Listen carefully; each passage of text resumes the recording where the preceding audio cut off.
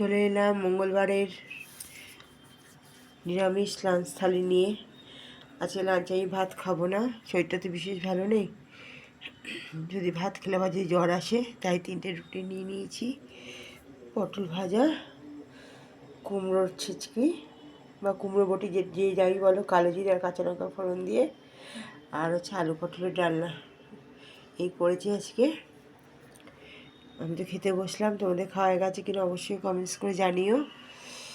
আর কে কী রান্না করলে একটু জানিও। আমি তো এই রান্না করেছি আজকে, যেহেতু মঙ্গলবার নিরামিষ, শরীরটাও ভালো নেই, তাই ভাত খাচ্ছি না। 3টে রুটি নিয়ে নিয়েছি, সকালে রুটি করেছিলাম বেশ খানিকটা। পটল ভাজা দিয়ে রুটি খেতে খুব ভালো লাগে। আর এই কুমড়ো ছিচকি দিয়ে রুটি খেতে ভালো লাগে, বেশ মিষ্টি মিষ্টি ঝাল ঝাল করে করেছি। আর আলু পটল রান্না তো আছেই, আর একটু সবজি আছে সকালবেলার, বরবটি আলুর, ওটা আর নেবো না, দরকার পড়বে না, দুটো তো রুটি খাবো।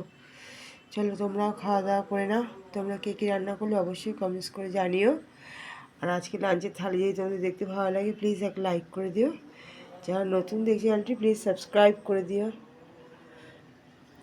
ভালো থেকো, সুস্থ থেকো, সাবধানে থেকো। দেখা হবে নতুন একটি ব্লগে।